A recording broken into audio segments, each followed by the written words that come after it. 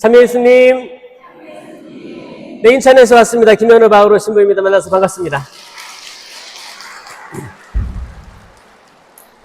7시 10분에 시작하니까 8시 10분까지 쓰도록 하겠습니다. 자, 기도하겠습니다. 성부와 성자와 성령의 이름으로 아멘. 은총이 가득하신 마리아님 기뻐하소서. 주님께서 함께 계시니 여인 중에 복되시며 태중의 아들 예수님 또한 복되시나이다. 천주의 성모 마리아님, 이제와 저희 죽을 때 저희 죄인을 위하여 빌어주소서. 아멘. 성부와 성자와 성령의 이름으로 아멘. 잘 지내셨어요? 복습하겠습니다. 지금 4번째 강의예요. 이게 총 5강인데 지금까지 지내온 게 너무 중요한 거기 때문에 사실 여러분들 그 천주교의 4대 교리가 뭔지 아세요? 천주교의 4대 교리. 혹시 나는 하나 안다. 이게 많이들 기억 못 하시더라고요. 그래서 4대 교리가 처음에 천주 존재. 이게 뭐예요? 하늘에 주님이 계시다. 하늘에 임금님이 계시다. 그게 1강이에요. 하느님에 대한 사랑, 하느님에 대한 성부성을 얘기했잖아요. 천주 존재예요. 신은 계십니다. 그리고 신이 창조하셨어요. 창조하신 거예요. 진화된 게 아니에요. 우리는 원숭이로부터 나온 게 아닙니다. 사람은 하느님의 모상대로 지음받고 숨을 후 불어넣으니까 생명체가 되었다라고 합니다. 전혀 다른 존재예요. 우리는 양심도 있고 뭔가를 설계할 수 있고 건물도 지을 수 있습니다. 원숭이는 못해요. 여러분이 가진 육체, 하느님께서 직접 만드신 육체에 대해서 여러분 혼에 대해서 영혼, 육으로 구성된 사람에 대해서 자부심을 가지고 나 하느님의 모상이다. 마찬가지로 내 옆에 사람도 하느님의 모상이고 내 아들, 딸들, 부모님도 하느님의 모상이다 라는 생각을 꼭 하셔야 돼요. 그렇기 때문에 우리는 사람을 함부로 대할 수 없습니다. 아멘?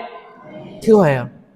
그 다음에 2번째가 강생구속. 따라해보세요. 시작. 강생구속. 강생구속은 예수 그리스도가 하느님이신데, 삼위일체 하느님이신데 땅으로 내려오셔서 동정 마리아로부터 나셨다. 태어나신 거예요. 강생. 우리를 구속하시기 위해서, 우리를 구원하시기 위해서 인간이 되어 오신 신비를 얘기하고 있습니다. 이게 그러니까 뭐예요? 1, 2, 3강을 다 얘기하는 거예요. 3번째 교리가 삼위일체예요. 따라해보세요. 시작. 삼위일체. 중요하죠? 지금 1, 2, 3강에 이게 다 들어있는 거예요. 하느님, 예수님, 성령. 그리고 성령을 알려면 악령의 실제에 대해서 인정해야지만 성령에 대해서 알 수 있다. 이게 지난주 강의였거든요. 한번 쭈르륵 얘기해 볼게요. 자, 하느님께서는 사람을 창조하셨는데 이 질서가 없게 막 중구난방으로 창조하신 게 아니고 질서가 있었더라. 이 질서가 없어 보이지만 7일 창조에서 마지막 쉬신날 7일차 빼고 이 6일을 반으로 딱 나누면 앞에는 공간을 창조하시고 그 다음에는 이 공간 속에 있을 만한 것들을 창조하셨다. 첫째 날 우주가 생겼다면, 둘째 날 하늘과 바다가 생겼다면, 셋째 날 땅이 생겼다면, 넷째 날부터 심기 시작하셨다. 넷째 날 그 우주에 해와 달과 별을 심으셨다. 다섯째 날 하늘의 새와 바다의 물고기 심으셨다. 여섯째 날 땅 위에 짐승들 사람 심으셨다. 이걸 1, 2, 3, 4, 5, 6 하면은 질서가 없어 보여요. 빛이 있었는데 왜 태양이 넷째 날 만들어지지?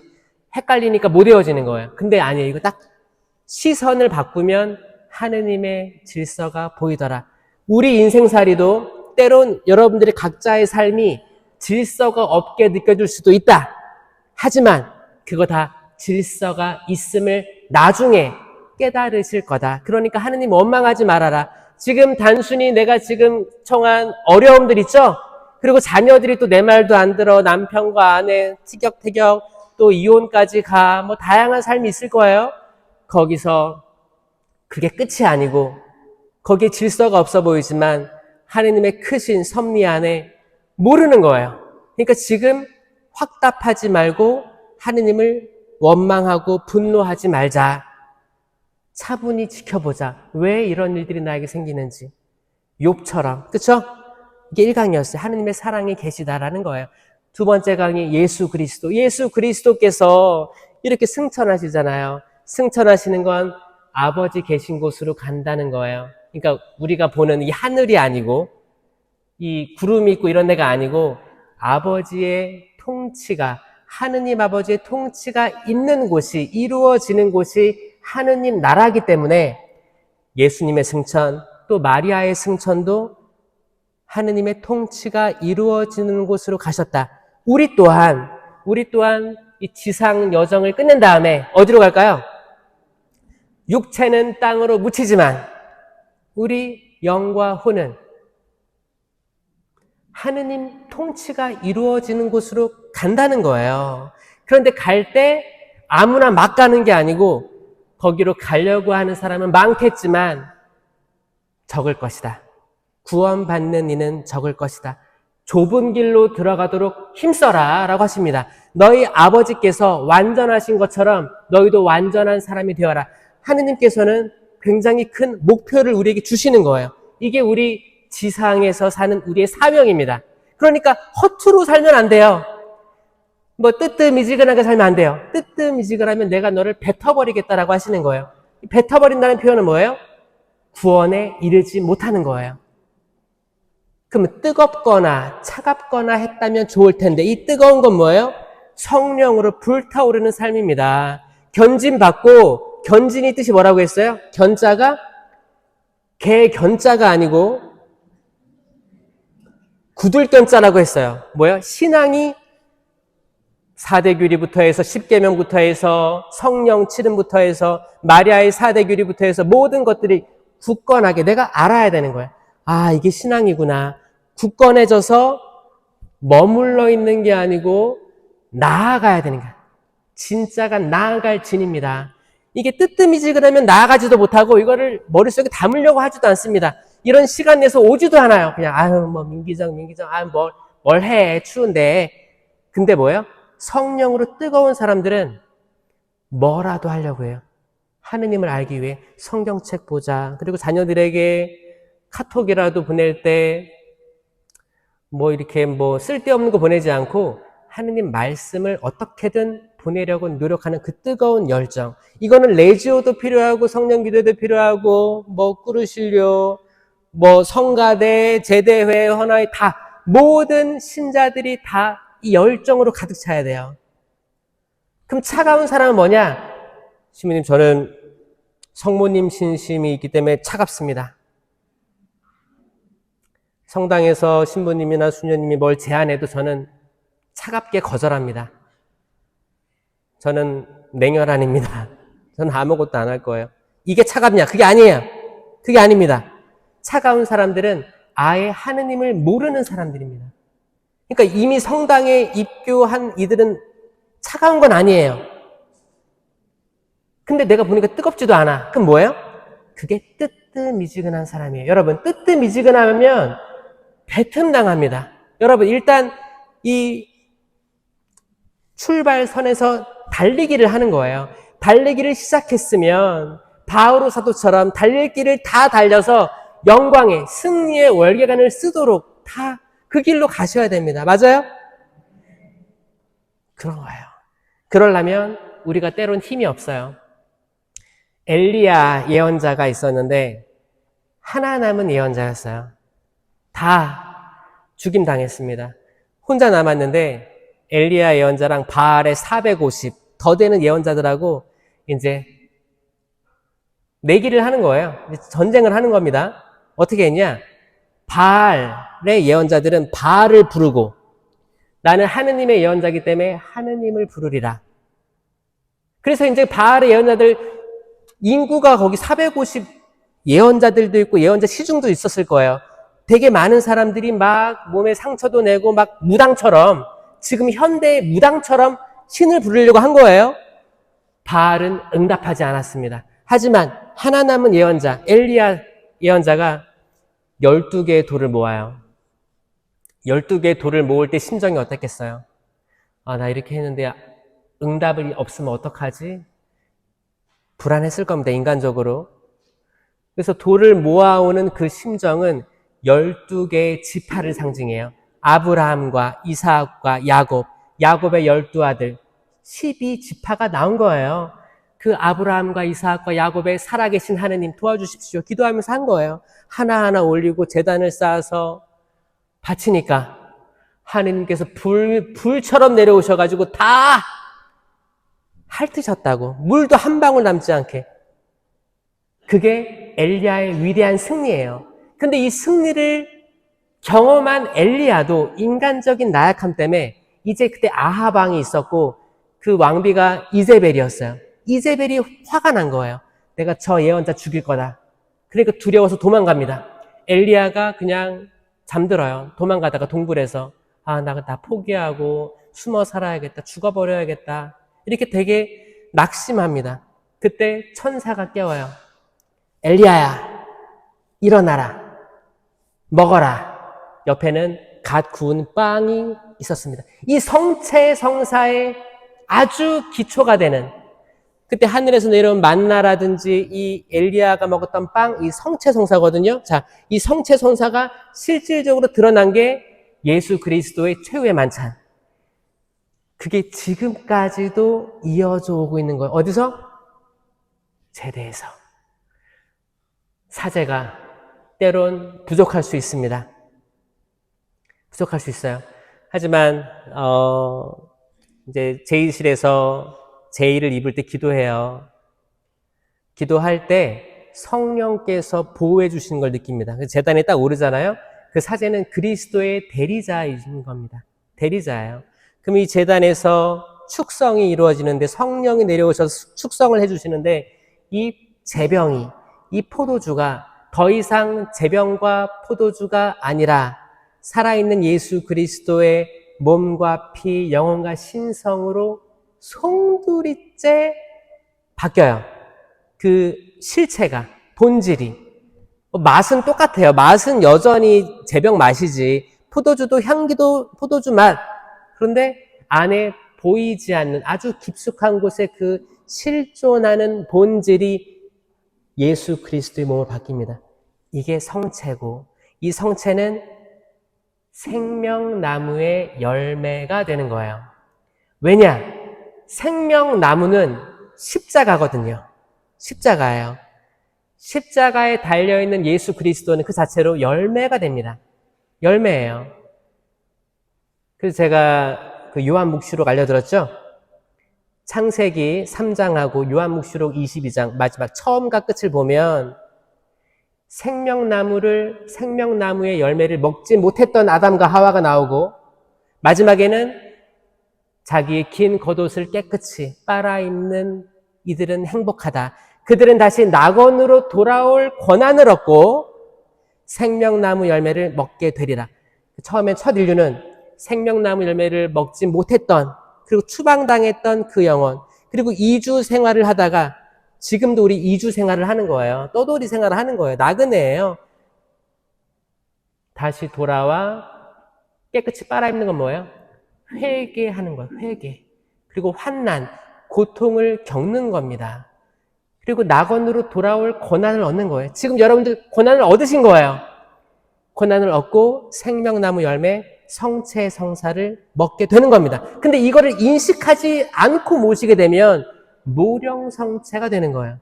그들은 모셨다 한들 하느님께서 역사 강하게 할 수 없어요. 왜냐하면 누군가에게는 기적처럼 할 수 있겠지. 그런데 우리가 자유의지가 그분을 인식하지 못한다면 그분께서 적극적으로 개입하지 않으십니다. 왜? 자유의지는 소중한 거기 때문에. 자유의지는 소중해서 너무 좋은 선물이에요.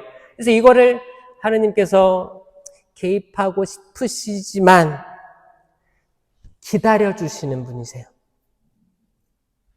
우리가 여러분 짜장면, 짬뽕 뭐 좋아해요? 시작. 짬짜면요?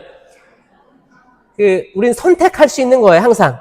성당 갈까 말까, 남편 아내에게 사랑스러운 말 할까 말까, 자식들에게 속에 있는 말 할까, 아니면 퉁명스럽게 대답할까, 다 선택입니다. 이 선택을 하느님께서 개입하지 않으신다고요. 기다리시는 거예요. 좋은 것을 선택하도록 그때까지 기다리시는 겁니다. 그렇기 때문에 성체성사를 영하시러 오실 때도 우리 마음은 내가 선택해야 돼요. 아, 난 지금 예수 그리스도의 몸을 모시러 가는 거야. 나 지쳤어. 직장에서 지쳤고 학교에서 지쳤고 가족 관계, 인간 간의 관계가 너무 힘들어 지쳤어. 나 빵이 필요해. 엘리야가 먹고 힘내서 걸어갔던 그 빵이 필요해. 생명이 필요해. 나는 진리요, 길이요, 진리요, 생명이다. 나는 생명이다. 예수님께서 스스로 나는 생명이라고 하셨습니다. 그러니까 생명나무의 열매는 곧 생명인데 이건 성체성사다. 이게 2강이었어요. 3강이 성령을 알려면 악령을 무시하고서는 성령을 인식을 못해요. 그냥 뜬구름 잡는 그냥 생각이죠. 악령이 실제합니다. 악령을 경험한 사람들은 성령을 오히려 잘 알아요. 왜? 아니, 악령의 반대가 성령이잖아요. 그럼 성령을 더 빨리 인식하고 체험할 수 있습니다. 이거 뭐냐? 이미 다른 차원이에요. 육체를 가진 우리, 시간, 지금도 째깍째깍 시간이 흐르고 있잖아요. 이건 시간 안에 묶여있는 우리를 얘기하는 거예요. 태어난 날이 있고 세상을 떠난 날이 있어요. 부모님이 세상을 떠난 기일이 있고 이렇게 영혼들을 기억하는 그때 거기까지 살았지, 몇 년도까지 계셨지, 그때 뭐 했지. 이건 다 시간 안에 있다는 거예요. 시간 안에 있으니까 그때를 기억하는 거죠. 근데 영적인 존재는 시간 자체가 없습니다. 그들은 우리보다 높은 차원에 있어요. 하지만 하느님께서는 인간을 천사들보다는 못하게 만드셨어도 영광과 존귀의 간을 씌워주셨습니다. 어떻게? 천사는 한 번의 자유의지의 결정으로 하느님을 등 돌리면 영원히 등 돌리는 거예요. 시간이 없으니까. 시간의 개념이 없으니까 그게 악마예요. 창조된 게 아니고 자유의지의 선택으로 하느님을 등 돌린 사건이 루치펠 사건입니다. 근데 인간은 내가 어제 죄를 지었어도 오늘 회개할 수 있죠? 내가 어제 남편에게 좀 싫은 소리 했어도 오늘 밥 해주면서 먹으라고 하잖아요. 뭐라고 해요? 이거나 처먹으라고 해요? 좀 미안한 마음이 있잖아요. 아유, 괜한 얘기를 했네 하면서 얘기도 하기도 하고. 이게 뭐예요? 마음을 돌이킬 수 있다는 거예요. 이게 은총이라는 거예요. 아멘? 시간 안에 있기 때문에 어제의 죄는 영원하지 않아요. 영원한 죄가 아니에요. 그러니까 옛날에 남편이 실수한 거 있죠? 신혼 초기에. 그거 용서해 주자고요. 아내가 실수한 거, 상처받은 거 있잖아요. 옛날에, 어느 순간에. 혹은 부모님께서 옛날에 잘 몰라가지고 잘 못 배우셨잖아요. 거기 어르신들 전쟁 이후에 교육이 제대로 됐겠습니까? 인권 교육에서 잘 못 배우시고 그냥 하루 벌어 하루 먹고 살고 농사 지어가지고 벌어 먹고 살고 애들 잘 먹이는 게 급선무였기 때문에 거기에는 아마 다양한 상처들이 다 있었을 거예요. 지금 잘 배운 사람들끼리도 상처가 많은데, 그러니까 옛날에 어떤 기억 때문에 우리 집은 남아선호 사상이었어. 아들 그랬어. 근데 다 우리 집 다 딸 있으니까 부모님이 한숨만 푹푹 쉬었어. 근데 이게 상처가 된 거야, 딸들은. 그럴 수 있어요. 근데 이분들 다 돌아가셨어. 근데 이게 한이 된 거야. 자, 이 부분도 그때의 기억은 과거에 머물러 있잖아요. 이건 뭐예요? 이건 회복이 가능한 거예요. 결단은 누가 하는 거예요? 지금 살아가고 있는 내가 하는 겁니다. 내가 오늘부로 부모님 용서하겠다. 이해하겠다. 그럴 수 있다. 그때 여러분 마음의 응어리가 풀어지는 거예요. 사람의 모든 행위들은 과거에 머물러 있기 때문에 오늘 회복될 수 있다. 아멘? 이걸 고해성사 때 풀어내시는 거예요. 그래야 진짜 고해성사가 되지. 판공 때 우르르 모여가지고 판공성사 그 표 낸 다음에 연기를 하는 거지, 연기. 표정부터 근심이 가득 찼어요. 하고 표정이 이제 그러니까 시부님은 거기 틈새로 살짝 볼 수도 있거든요. 그래서 아유 근심이 많네. 아유 무슨 얘기를 할까. 시부님 미사 또 뜸도 들여. 한 번에 얘기하는 것도 아니고 뜸 들여요. 시부님 미사 한 번 빠졌습니다. 이 밖에 알아내지 못한 죄 그러면 맥 빠집니다. 안에서. 왜냐면 분명히 죄가 더 있는데 이것밖에 얘기하지 못하는 이 영혼은 과연 성령에 속해 있을까? 악령에 속해 있을까?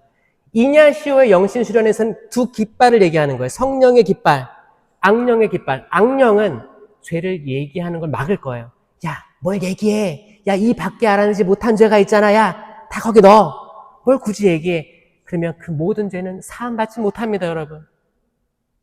왜? 내가 의식적으로 알고 있는데 내가 자유의지로 이걸 숨긴 거잖아요. 그리고 이 밖에 알아내지 못한 죄. 이 밖에 알아내지 못한 죄가 아니고 알아냈지만 말하지 못한 죄겠죠. 그렇잖아요. 말장난이에요. 그러니까 여기서부터 여러분 식별을 잘해서 나는 성령의 길을 따라가겠다. 이 자체가 견진이에요. 굳어져가지고 나아가는 행위를 해야지 견진 받은 사람들이지. 견진, 세례 견진 받았는데 10계명도 몰라, 뭐도 몰라. 내가 하는 고해성사도 판공성사도 그냥 의식처럼 넘어가는. 거기서 해방되지 않으면 얼마나 하느님께서 지금도 기다리시는 거예요. 집 나간 탕자 언제 들어오기를 기다리는 하느님처럼 언제쯤 내 자녀가 성령의 인장을 받은 내 자녀가 자기를 온전히 드러내고 근데 이미 다 그분께는 다 드러나 있어요. 감출 게 없어요. 감출 게 없는데 인간만 움츠리는 거예요. 근데 그게 아니고 이걸 드러내야 내가 자유로워집니다. 진리가 너희를 자유롭게 하리라 하지 않습니까? 여러분 드러내는 사람이 됩시다. 아멘. 진짜 이건 삶이 달라집니다, 여러분. 그분께 용서받지 못할 죄는 없습니다. 맞아요? 어떤 사람이 그래요? 신부님, 하지만 성령을 모독한 죄는 용서받지 못한다고 성경에 나와 있습니다. 그래요. 읽어보셨어요? 이 성령을 모독한 죄는 뭐냐? 구세사 전체를 모독하는 거예요. 하느님의 구원 사업, 천주 존재, 당생구속, 삼위일체. 자, 이거를 그러니까 하느님께서 개입하시는 모든 왜냐면 삼위일체 하느님은 성령이 계시기 때문에 성령을 모독한다. 그러면 우리가 육에서 살지만 이 성령의 차원을 전부 모독하는 거예요. 무시. 그러니까 구세사의 업적을 다 깡그리 무시하는 행위. 이거는 사실 우리가 짓기 어려운 죄입니다. 왜? 진짜 어려워요. 그렇게 구체적으로 생각해서 이건 다 없어! 라고 선포할 수 있는 사람은 없어요. 아주 부마됐거나 이런 부마가 되잖아요. 그러니까 악령으로부터 완전 부마가 된 사람들은 묵주를 집을 수도 없어요. 축성된 성물을 가까이 할 수가 없습니다. 성수를 무서워해요. 그러니까 제가 말한 건 뭐냐면 완전 부마자들은 용서받을 수가 없는 거예요. 그들은 구마를 통해서 회복돼야 될 존재들인 거지. 계속 그 완전 부마된 건 뭐예요? 완전히 악령으로 사로잡혀 있는 영혼인데 이들은 그 상태가 지옥을 살아가는 거예요. 이게 아닌데 어떤 사람도 그래요. 성령을 모독하는 말을 하면 죄를 용서받지 못하니까 이걸로 남을 심판하기 시작합니다. 그게 아닙니다. 그러니까 뭐냐? 완전 부마된 이들입니다. 완전 부마되면 성물을 전혀 가까이 할 수 없고 성당도 나오기가 어려워요. 그냥 성당이 무서워요. 두렵고 거룩한 곳을 성체 조배부터 해가지고 성지순례 있죠? 갈 수가 없어요. 왜? 악령이 무서워하잖아요. 그러니까 악령과 완전히 한 배를 탄 거예요. 그러니까 그런 사람들은 굉장히 희귀하다. 존재하긴 합니다. 근데 여러분 일반적으로는 대상이 안 되기 때문에 여러분들은 모든 죄가 용서받는다가 맞아요. 여러분들이 짓는 크고 작은 죄 있죠? 아마 오늘도 죄 지은 사람이 있을 거예요. 왜? 죄는 10계명에 비추어서 봐야 된다. 10계명은 1. 하느님 한 분이신 하느님을 흠숭하여라. 그 밖에 모든 것들이 하느님 위에 있다면 이거 1계명 어긴 거예요. 둘째, 하느님의 이름을 함부로 부르지 마라. 하느님의 이름을 의미 없이 뭐 단톡방에다가 누구 아픕니다. 그럼 기도할게요. 막 하죠? 기도 안 하죠? 이거 함부로 부른 거예요. 무의미하게 하는 행위들, 인사치레 하느님의 이름을 함부로 부르는 행위들입니다. 시부님 영명 축일 때 영적 예물, 기도나 앞에 자매가 10단 묵주기도 10단 적었어. 내가 보니까 이 사람보다는 내가 더 기도 많이 하는 것 같아. 난 질 수 없지. 20단 저 자매 프레시든 단장인데 나는 꿀이야 단장이야. 내가 질 수 없지. 100단 써놓고 근데 이걸 다 못 채우는 사람이 많습니다. 이것도 하느님 이계명이에요. 하느님의 이름을 함부로 부르는 행위가 곳곳에 있는데 저 이거 성사 보는 사람 잘 못 봤거든요. 셋째, 주일을 거룩하게 지내라. 이거는 1시간 미사 참내가 얘기하는 게 아니고 토요일 저녁부터 해 떨어지고 나서부터 일요일 해 떨어질 때까지 그 하루를 온전히 하느님을 기억하면서 하느님의 창조 사업 기억하고 탈출기, 이스라엘 백성이 어떻게 홍해 바다를 건너갔고 그 문설주에 어린 양의 피로 발라가지고 어떻게 죽음에서 생명으로 넘어갔는지를 다 기억하면서 우리 집안도 죽음에서 생명으로 넘어가려면 우리 집안의 문설주에 어린 양의 피가 발라져 있어야겠구나. 이건 곧 성체성사에 참여함이요. 내가 과거와 지금이 성령으로 인해서 동일화되는 거예요. 여러분 이렇게 대민사 때 분양할 때 있죠? 그때 연기 올라가잖아요. 분양하면 연기가 올라갑니다. 연기는 땅으로 가지 않습니다. 연기는 다 하늘로 올라가요. 방향성이 정확합니다. 신부님 드라이 아이스는요? 제가 드라이 아이스 얘기한 게 아니에요. 뭐를 태워서 얻는 연기를 얘기하는 거예요. 연기는 하늘로 갈 수밖에 없습니다. 우리 지향성이 하늘로 가야 되는 거예요. 네 번째, 부모에게 효도하여라. 부모에게 효도해야 됩니다. 이건 계명이에요. 근데 이것도 많이들 고해성사 안 하십니다. 지금 다 돌아가셨습니다. 구할 것도 없고. 아니죠. 만약에 해결되지 않은 응어리가 있으면, 신민 저는 피해자였어요. 아니요. 혹시 몰라요. 여러분이 가해자였을 수도 있습니다. 그러니까 그런 것들을 풀어낼 때 죄를 용서받고 우리가 진짜 좁은 길로 들어가는 거예요. 다섯째, 사람을 죽이지 마라. 신부님 저는 사람을 죽인 적이 없습니다. 당연하겠죠. 그렇죠. 근데 뭐요? 이 말로 사람 죽이는 게 있으니까 여기에 대해서 자유로운 사람이 별로 없을 수 있습니다. 여섯째, 간음하지 마라. 신부님 저는 간음한 적이 없습니다. 알지. 근데 잘 묵상을 해보라고요. 여러분들의 생각, 이 생각이 간음의 행위였거나 아니면 여러분이 생각이 조금 형이 하악이어서 다른 사람도 그 시선으로 볼 때가 있을 거예요. 다 간음, 생각이 뭐예요? 하느님이 아니고 계속 인간적인 옛날에 시청률이 높았던 뭐였지? 아침 드라마 있잖아요. 사랑과 전쟁? 자, 그 모든 정보들을 입수해가지고 보는 사람마다 그렇게 보이는 거예요. 여러분, 이거 악입니다. 악은 사람들이 그렇게 보이게 할 거예요. 여러분, 순수해지셔야 돼요. 사람을 보는 마음이 순수해지셔야 돼요. 어떤 사람은 프레시즘에 누가 들어왔는데, 제 이혼녀래. 어쩌라고요? 그렇잖아요. 근데 뭐예요? 어떤 선입견, 음란함, 어떤 잘 보세요. 이거 악마가 아주 좋아하는 것들입니다. 뭐예요? 실질적인 죄보다 이게 더 악한 걸 수도 있어요. 사람을 그렇게 낙인 찍히고 심판하는 것들, 행위들, 모든 것들. 그 다음에 도둑질 하지 마라. 도둑질 뭐 한 사람도 있고 아니면 생각을 도둑질할 수도 있고 마음을 도둑질할 수도 있고 다양하게 있습니다. 거짓 증언하지 마라. 거짓 증언들 여러분들은 전문가들이신가요? 이 거짓말은 모든 거짓말이 다 여기에 해당되는 게 아닙니다. 거짓말은 이제 거짓 증언이 있고 사소한 거짓말이 있어요. 근데 10계명에는 거짓 증언을 하지 마라. 영어로는 bear false witness라고 되어 있습니다. 그러니까 그냥 lie 하지 말라는 게 아니고 법정에서 증언하는 거예요. 자, 법정 증언입니다. 그래서 제가 솔로몬 얘기했죠?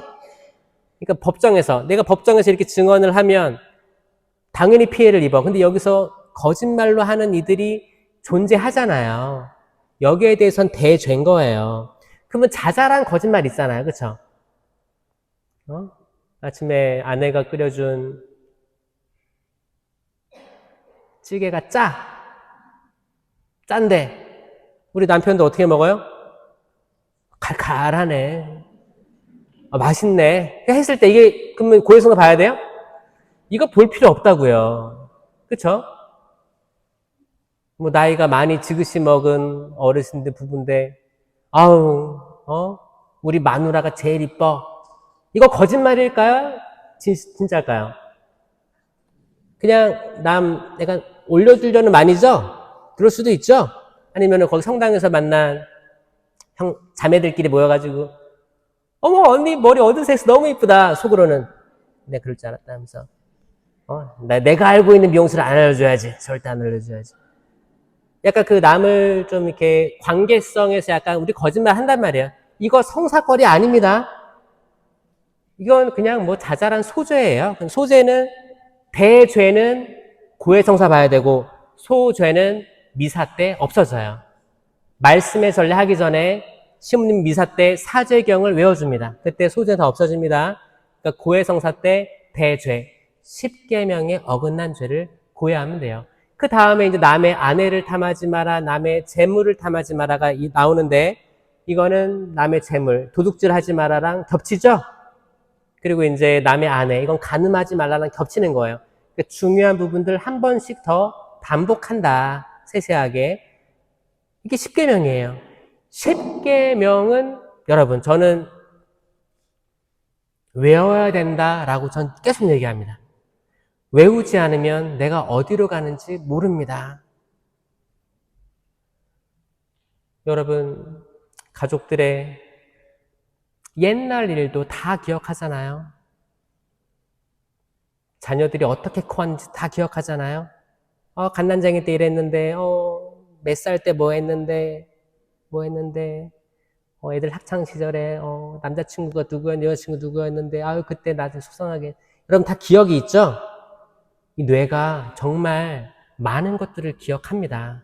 정말 대단해요. 근데 인간이 뇌의 능력을 한 80%도 그러니까 20%만 쓰고 80%가 잠재력이 있는데 못 쓰고 세상을 떠난대요. 지금 뭐 스마트폰이 다 발달돼가지고 옛날에는 거기 공중전화에서 전화를 이렇게 걸어야 되니까 전화번호도 외우고 남편 번호, 아내 번호, 자식 번호 다 외우고 했던 적도 있지만 지금은 나는 남편 번호 외운다. 1번으로 걸어놓은 거 아니에요? 1번. 만약에 나는 공중전화에서 만약에 내가 성주순례 갔는데 핸드폰을 잃어버렸어. 그럼 나는 경찰서 가서 공중전화 가서 남편의 번호를 댈 수 있다. 남편 혹은 아내. 남자분들, 나는 아내 번호 외운다.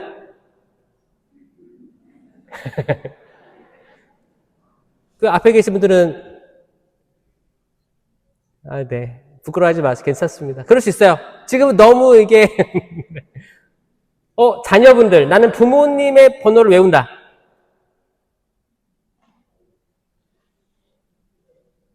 부모님들, 난 자녀들의 번호를 외운다. 나는 내 번호를 외운다. 사실 이 번호는 아주 기본적인 거죠. 그렇죠? 근데 우리는 되게 안 좋은 기억들부터 해서 드라마, 영화, 스토리라인 그거를 다 기억하는 사람들이에요. 뭐 그 어려운 그 케이팝 젊은이들은 케이팝 가수의 그 가사들을 다 외워. 그 랩 같은 거를 다 외워요. 그리고 거기 뭐 한 10명이 서 있어도 그 10명 이름을 하나하나 다 외우잖아요. 여러분 10계명 인간적으로 천주교 신자 외웁시다. 아멘. 외웁시다. 아멘. 자, 나는 외울 것 같아. 손 들어보세요. 외웁시다. 진짜 외워야 돼요. 진짜. 이게 여러분을 살릴 거예요. 이게 살릴 겁니다. 그 예리코성, 그 견고했던 예리코성을 계약의 궤를 들고 7바퀴 돈 그 장면 기억나시죠? 그들은 전투력이 없었어요. 오직 가지고 있던 건 하느님의 계명이었어요. 그 계약의 궤 안에는 모세가 받은 10계명판이 있었던 거예요. 여러분 10계명판, 10계명을 가슴에 새깁시다. 아멘. 진짜예요. 그리고 4대 교리 다시 돌아가서 제가 천주존재, 강생구속, 삼위일체 했죠? 마지막은 뭘까요? 네, 상선벌악이에요. 여러분 착한 사람은 복을 받고 나쁜 사람은 벌을 받는다. 이게 천주교 교리에 있습니다. 맞아요? 제가 여기서 얘기하고 싶은 뭐냐면 상선이에요. 여러분 좋은 일을 하고 선한 일을 하면 복을 받습니다. 이 복은 내세의 복뿐만 아니고 이 현세에도 축복을 주어줍니다. 아멘. 욥기에서 욥이 재산 다 날아가고 가족들, 자식들 다 죽었어요. 근데 하느님 원망하지 않았어요. 그러니까 옆에 있던 욥의 아내가 뭐라고 해요? 아유 꼴 좋다고 그냥 나가서 죽어버려요. 이렇게 하느님이 계시면 그렇게 다 망했겠어요? 이게 하는 거예요. 그러니까 욥이 뭐래요? 어리석은 이야기를 하는군요. 그리고 이제 하느님 원망하지 않았습니다. 근데 그 다음에 재앙이 뭐였냐? 악마가 주는 거예요. 이제 자기의 부스럼이 난 거예요. 그래가지고 막 토기를 깨가지고 막 긁어요. 가려우니까. 여러분들 그 아토피로 굉장히 고생하는 분들 잘 보면 피부가 두꺼워져 있습니다. 그런 것을 아주 괴로운 피부병 걸린 거예요. 그때도 원망하지 않았어요. 근데 욥의 친구들이 나타나가지고 너가 잘못 살아서 그래. 너가 분명히 뭐 잘못한 게 있을 거야. 계속 추궁하죠?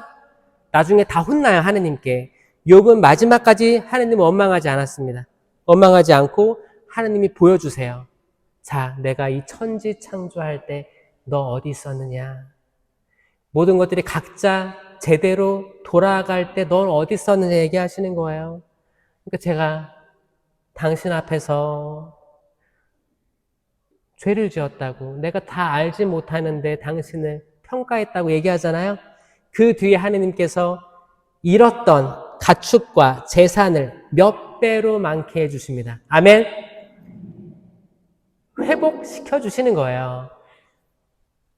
예수님 그렇습니다. 나 때문에 자녀나 형제나 토지나 부모를 버린 사람은 내세에서도 구원을 받겠지만 뭐 현세에서도 박해도 받겠지만 100배의 상을 받을 것이다. 아멘. 이건 현세의 축복을 얘기하는 거예요.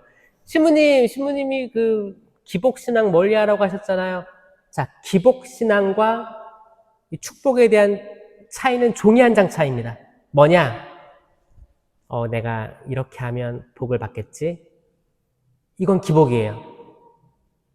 근데 이걸 고려하지 않고 하느님 나라의 의를 우선으로 하고 그 길을 가면 언젠가 우연히 뒤돌아 봤을 때 엄청난 축복이 있다는 걸 깨달을 거예요. 아멘? 종이 한 장 차이입니다. 근데 있어요. 현세의 축복이 있다. 이게 4대 교리예요. 자, 이제 20분 남았는데 20분은 마리아에 대해서 얘기할게요.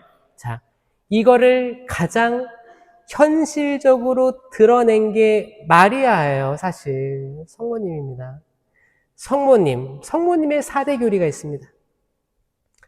여기 혹시 레지오 마리에. 자, 레지오 마리에는 다 아시죠? 4대 교리. 자, 성모님의 4대 교리 1번. 아, 맞아. 맞습니다. 그거 무염시태. 좋아요. 근데 그 순서를 제가, 약간 시간상으로 이렇게 외워볼게요. 시간상으로 외우면 좀 도움이 될 거예요. 매년 1월 1일이 어떤 대축일이죠? 그렇죠. 천주의 성모 마리아 대축일. 그렇죠. 그러니까 그러니까 하느님의 성모, 거룩한 어머니. 그러니까 하느님의 어머니예요. 하느님의 어머니, 테오토코스라고 하는 성모님은 하느님의 어머니시다 교리입니다. 이게 1월 1일이기도 하고 가장 으뜸돼요. 왜? 여러분, 이게 이해가 안 되면 성모님 신심하기 어렵습니다. 예수님을 낳았는데 왜 하느님의 어머니지? 이건 삼위일체를 봐야 되는 거예요. 삼위일체예요. 자, 삼위일체는 여러분 매일미사 혹시 있으면 맨 앞에 거기 사도신경 바로 앞장에 니케아 콘스탄티노플 신경이 있습니다. 이게 3세기, 4세기에 확정된 건데 뭐냐면 예수 그리스도는 창조되지 않고 나셨어요. 그리고 그분은 나누어지지도 않고 구분되어지지도 않고 분리돼서 생각할 분이 아닙니다. 그러면서도 분리되고 나누어지는 분입니다. 이게 이해하기 어려울 거예요. 무슨 말이야? 그래서 많은 분들이 이거를 증명하려고 노력했습니다. 성 아우구스티노는 태양 그 자체이신 하느님이고 빛인 예수님이고 뜨거운 열은 성령이다. 이렇게 얘기를 했는데 이거는 삼위일체를 완전히 증명하는 거에 해당되지 않아요. 이거는 이단이에요. 양태예요. 왜냐하면 빛 그 자체가 태양 그 자체가 될 수 없고 열 그 자체가 태양 그 자체가 될 수 없기 때문이에요. 그냥 뚜렷한 양태일 뿐이지. 양태론입니다. 그것도 있잖아요. 물을 끓이면 수증기가 되고 물을 얼리면 얼음이 된다. 다 H2O다. 이것도 양태지. 수증기가 얼음이 될 수 없고 얼음이 물이 될 수 없습니다. 자, 그러니까 뭐예요? 동시에 세 위격이시지만 완전 한 분이신 하느님, 한 분이시지만 세 위격이신 하느님이 동시에 증명돼야 되기 때문에 인간적인 삶에서는 증명할 방법이 없어요. 증명 불가능해요. 근데 이거를 제가 얘기한 영적인 개념으로 이해를 하려고 하면 이해됩니다. 뭐냐면 이 우리가 살고 있는 시간 안에서 이 유한 속에서 삼위일체를 보면 이해가 안 될 거예요. 하지만 영적인 차원, 시간이 없는 진공의 차원에서 그분을 인식하세요. 그러면 3이든 1이든 이게 무한적으로 3일, 3일 이게 구분되어지지 않고 나누어지지 않고 또한 구분되면 이게 영적인 차원에선 이해될 거예요. 이해되신 분들은 축하드립니다. 하지만 어려울 수 있어요. 왜냐? 지금도 시간이 흐르고 있기 때문에 이 말을 한 순간 이 말은 과거가 되기 때문에 사실 영적인 차원하고 이 유한의 차원하고 무한의 차원이 아예 다르기 때문에 어려울 수 있습니다. 근데 우리가 그래서 얘기한 게 뭐예요? 삼위일체다. 그러니까 예수님께서 태아였을 때 성모님 뱃속에 있었을 때 그 태아는 하느님이신가 예수님이신가? 이 논쟁이 2세기, 3세기 쭉 있었던 거예요. 결국 교회가 확정한 건 그분은 참 하느님이시면서 동시에 참 사람이셨다. 그러면 그 신성과 인성 논쟁을 정의한 거거든요. 그러면 성모님의 뱃속에 있던 태아는 신성, 인성이 있었느냐? 있었죠. 없었다고 말하면 이단이 되는 거예요. 동시에 존재한다. 근데 정말 하늘에 계신 하느님이 거기 들어왔다는 얘기는 아니지. 육체, 인성의 예수님이 있었지만 이걸 어떻게 딱딱 부러져가지고 딱 얘기를 하냐? 모른다. 이거 뭐야? 삼위일체이기 때문에 그분은 삼위일체로 계셨다. 그러니까 항상 삼위일체이신 예수님으로 기억하셔야 돼요. 십자가에 계신 예수님께서 아버지, 이들은 자기들이 무슨 일을 하는지 모릅니다. 그러면 이 예수님은 아버지께 얘기한 건가? 자기한테 얘기한 건가? 여러분, 십자가에 계신 예수님이 삼위일체이신 예수님이란 거가 이해가 잘 안 되실 때 있지 않아요? 최후의 만찬 끝나고 잡혔을 때 아버지 이 잔을 제게서 물러가게 해주십시오. 하지만 제 뜻이 아니고 아버지 뜻대로 하소서. 아니 분명히 예수님은 아버지께 기도를 했는데 삼위일체가 뭔 말이냐 이렇게 오해하시는 분도 있을 거예요. 여러분 이거를 이 시간이 있는 육적인 차원으로 끌어내려서 이해하려고 하면 이해가 안 될 겁니다. 영적인 부분을 끌어올려서 이해를 하셔야 돼요. 이게 관상이며 이게 더 높은 곳으로 나아가는 행위입니다. 우리는 그냥 땅을 보고 신앙생활 하는 게 아니에요. 여러분 뭔가 자극이 되시면 책들도 많이 보시고 묵상도 많이 하시고 성경 많이 읽으시고 굳어져서 나아가셔야 됩니다. 이게 견진이에요. 맞죠? 저는 궁금한 게 많았으면 좋겠어요. 여러분들이. 두 번째, 성모님이, 그러면 그 성모님이, 예수님을 품은 성모님은 언제부터 죄가 없었냐? 이 논쟁이에요. 그러니까 하느님을 잉태했다면, 신성, 인성이 온전히 결합되어 있는 예수 그리스도를 잉태했다면, 이 성모님이란 사람은 그냥 아무나 지나가는 사람을 하느님께서 이렇게 섭리하신 건가? 아니면 원래부터 보호된 존재인가? 이게 논쟁이 있었단 말이에요. 이게 4세기. 그러면 뭐냐? 그분은, 성모님은 예수님을 잉태했을 때부터 거룩한 게 아니고 이미 시작됐을 때부터 보호를 받은 분이시다. 무염 시태입니다. 오염이 되지 않았고 언제부터? 시태. 예수님의 시태를 얘기하는 게 아니고 성모님의 시태. 요아킴과 안나, 그 부모님이 성모님을 품었을 때부터 하느님의 보호가 있었다. 아멘? 이거를 기억하지 않으면 성모님에 대한 신심도 믿기 어려워지실 거예요. 여러분, 성모님은 그릇이에요, 그릇. 영어로 vessel이라고 합니다, vessel. vessel이라고 하는데 이 vessel은 큰 배, 선박을 vessel이라고도 합니다. 왜냐면 배에는 어떤 가스라든지 광물 자원이라든지 물고기라든지 다양한 걸 싣고 옮기잖아요. 담는 것을 베슬이라고 합니다. 큰 그릇도 베슬이라고 하기도 해요. 왜냐면 뭘 담아야 되니까. 성모님은 전통적으로 베슬이란 단어를 씁니다. 성모님은 그릇이었어요. 계약의 궤도 그릇입니다. 베슬이에요. 이 계약의 궤 안에 십계명판이 들어가 있었어요. 말씀이 계셨어요. 성모님은 그릇이고 이 그릇 안에 삼위일체이신 예수 그리스도가 계셨습니다. 아멘. 지금 감실을 보잖아요. 감실도 베슬이에요. 담고 계신 거예요. 맞아요? 자, 그러면 지금 감실이 없을 때예요. 옛날에 성모님이 예수님을 잉태했을 때 성모님 자체가 베슬이 되는 겁니다. 감실의 모태, 담는 그릇, 계약의 궤, 모든 표현이 가능한 이 성모님은 하느님의 섭리로 시작부터 보호된 그릇.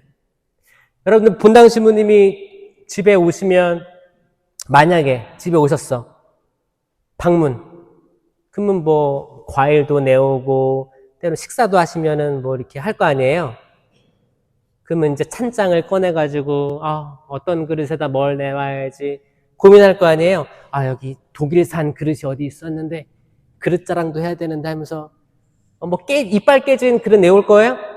아니죠. 뭔가 그럴듯한 그릇.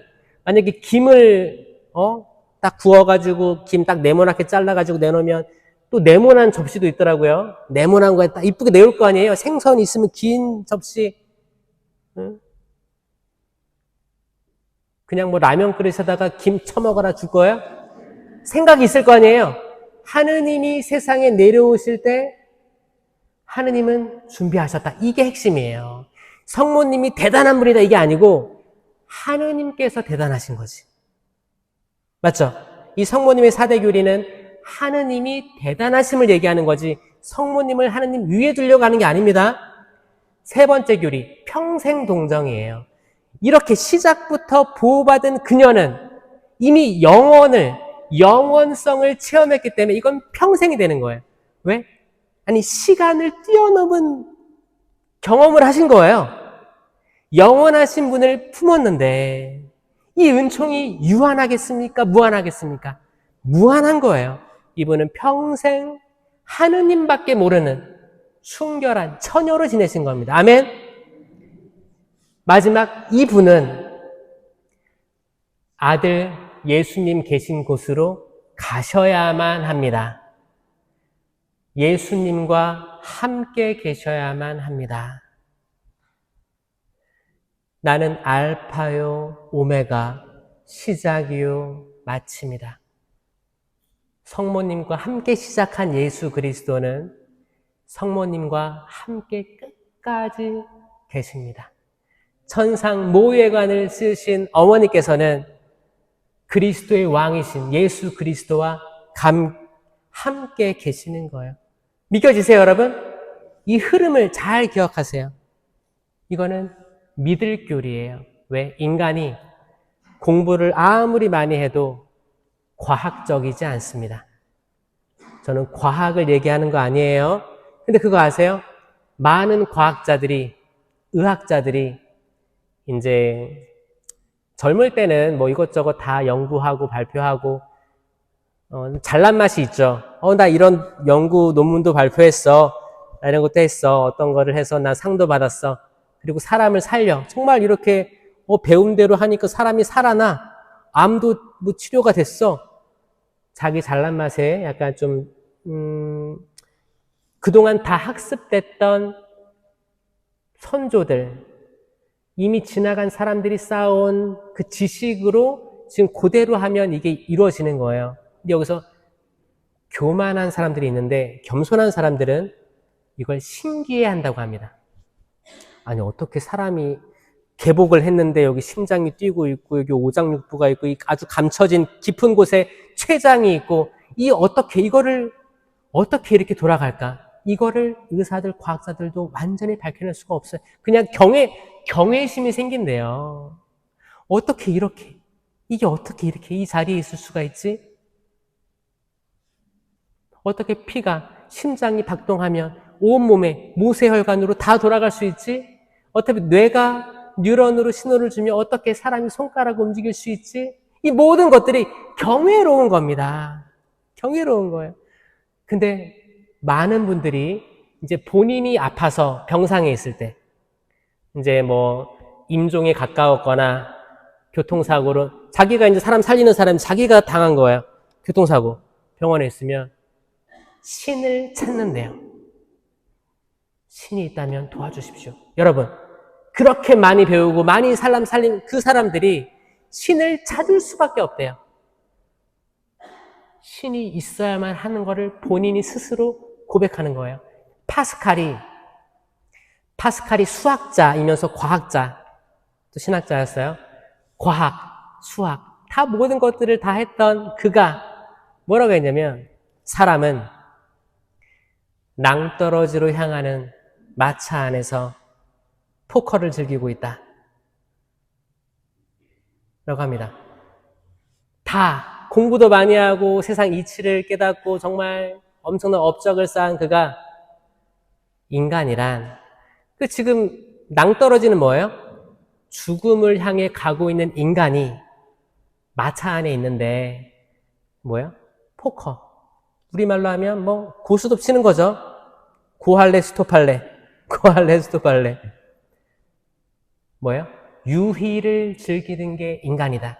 끝은 알고 있는데 그게 언젠지 모르는데 유희를 즐기면서 그냥 오늘 또 흘려보내고 내일이 오면 내일 또 흘려보내고 방탕하게 살고 술에 취해 살고 미래를 보지 않고 영원한 것을 보지 않고 나를 창조한 하느님이 누구신지를 생각하지 않고 그냥 지금 내가 잘난 맛이 사는 게 인간이더라 라고 하는 겁니다. 이건 인간에게 아주 기초가 되는 것입니다. 여러분, 하느님 계십니다. 하느님이 창조해 주셨어요. 창조할 때 대충 랜덤으로 막 맞는 게 아니고 아주 소중하게 아주 설계를 해서 눈, 코, 입, 이 방향이 다른 사람 있어요? 혹시 눈이 입에 있을 자리에 있고 귀가 코에 있을 자리에 있는 사람 있어요? 없죠? 있을 때 정확히 붙여주시고 하나하나 다 만드신 거예요. 여러분 몸을 만져보세요. 팔도 만져보시고 자기 몸, 목. 여러분 여기 처진 살도 만져보고 자 배둘렘 만져보고 자 여러분 소중한 사람들이에요. 지금 나이가 들어서 신부님 주름이 많아요. 괜찮아요. 그것도 아름답습니다. 여러분 삶이 다 드러나는 거거든요. 애기 막 나가가지고 배가 쪼글쪼글해졌어요. 여러분 얼마나 이쁜 겁니까? 사랑스러운 거예요. 여러분 존재 자체는 사랑스러운 하느님의 모상입니다. 맞죠? 그러면 내 옆에 있는 형제 자매도 하느님의 모상일까요? 아닐까요?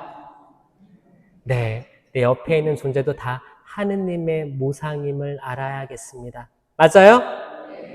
그러니까 하느님 모상을 대할 때 조금 여러분들의 감정을 자제하시고 유익이 되는 말씀하시고 긍정적인 말씀하시고 내가 하는 말과 생각과 행위가 하느님께 영광과 찬미를 드리는 그런 생활들을 하시면 참 좋겠다라고 생각합니다. 아멘? 그걸 성모님이 하신 거예요. 성모님은 하느님이 아니십니다. 우리의 신앙의 정점은 삼위일체이신 하느님이고 예수님은 참 사람이시면서 참 하느님이시니까 하느님이신 거죠. 근데 인성을 온전히 취하셨다는 거잖아요. 그러면 완전한 인간은 성모님부터예요. 그렇죠? 성모님은 하늘에 오르셨기 때문에 완전한 육체를 가진 우리에게 가장 모범이 되는 존재가 되는 거예요. 맞죠? 그러니까 이제 하느님은 흠숭, 성모님은 공경에 머물러야 됩니다. 성모님이 하느님 위에 가끔 가는 사람이 있어요. 성부와 성자와 성모의 이름으로 아멘 들어가 안 됩니다. 삼위일체 하느님이 가장 위에 성모님은 항상 그 밑에 본인도 계시길 원하세요. 이렇게 신앙생활 하시면 좋겠습니다. 영광이 성부와 성자와 성령께 성부와 성자와 성령의 이름으로 아멘. 감사합니다.